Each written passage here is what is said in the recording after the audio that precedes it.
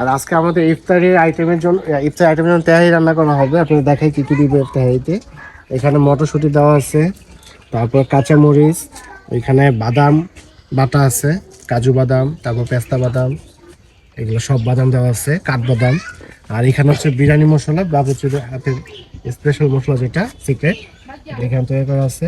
আর এখানে রেডিমেড মশলা আছে, তারপর গাজর কুচি দিব, এখানে আদা রসুন বাটা দুটো একসাথে আছে। আর এখানে আছে আলু বোখারা, কিশমিশ, বিভিন্ন অনেক সবাই পোলাও চাল সব কিছু আছে। এখানে 10 কেজি পোলাও চাল আছে। আর আমরা 10 কেজি পোলাওতে 15 কেজি মাংস দিব। তো কিভাবে রান্না করি, আর আমাদের এখানে স্পেশাল বাবুর্চি হচ্ছে রবি বাবুর্চি। তো ওনার হাতে স্পেশাল বাবুর্চির হাতে রান্নাটা দেখাবো আপনাদেরকে কীভাবে তেহারিটা রান্না করে। তো সম্পূর্ণ ব্লগ শেষ করে রেখে থাকুন, আমি রেসিপিটা দিয়ে দিব, তো সাথে থাকুন। এখানে 15 কেজি গরুর মাংস নেওয়া হয়েছে। প্রথমেই দিয়ে দিতেছে আদা রসুন বাটা। এখানে প্রায় 1200 গ্রাম মতো আদা রসুন বাটা দিয়ে দিল। তারপর আস্ত গরম মশলাগুলো পানিতে একটু ধুয়ে নিবে, সব কিছু নিতেছে। আর একটা জয়ফল দিয়ে দিতেছে, এটা মাংসটা নরম করে ফেলবে তার জন্য। মাংসটা রে মুলাম করে একবারে লাগাতে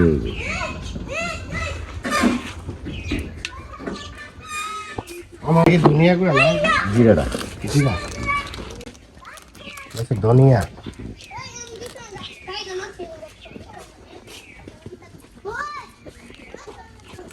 এখন আস্ত গরম মশলাটা ধুয়ে নিতেছে। এখানে আছে এলাচ, তারপর দারচিনি, তেজপাতা, লং, এগুলো প্রথমে ধুয়ে তারপর দিয়ে দিবে। এগুলো সম্পূর্ণ আস্ত।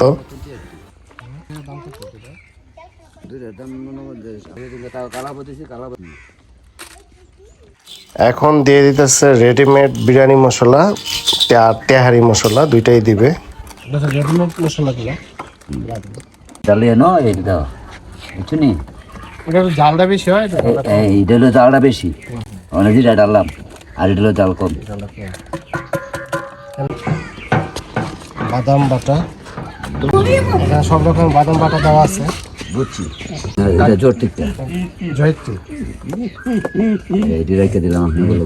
এখন দিয়ে দিল সাদা গোলমরিচ গুঁড়া। 2 কেজি পেঁয়াজ দিয়ে দিল, এখানে 2 কেজি পরিমাণ পেঁয়াজ। এখন সয়াবিন তেল দিবে। এখানে 10 কেজি চাল আর 15 কেজি চাল মাংসের জন্য 2.5 লিটার সয়াবিন তেল। এখন লবণ পরিমাণ মতো দিয়ে নিতেছে।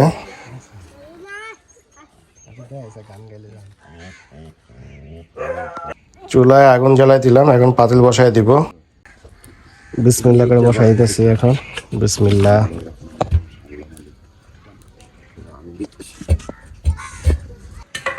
এখন একটু জাল দেওয়ার পর মাংসগুলো সব একটু মিক্স করে দিতেছে, মশলাগুলা সব কিছু লাগাই দিতেছে।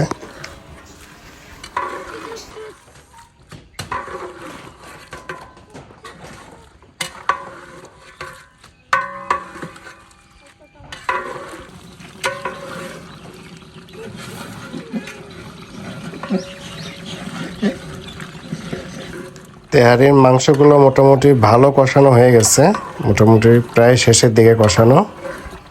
তারপরে এখন তো অর্ধেক মশলা দিচ্ছে, আরও মশলা দেওয়া হবে। আর এদিকটা মাংস হইতে হইতে চালগুলো ধুয়ে নিবে, প্যাকেট থেকে সব চালগুলো ঢেলে নিতেছে। এখানে 10 কেজি পোলাওয়ের চাল, চিনি গুঁড়া।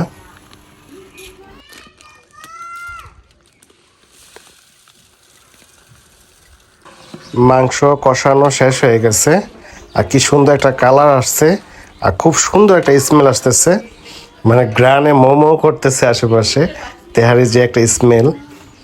তো এই পর্যায়ে আমরা চালের পানিটা দিয়ে দিব।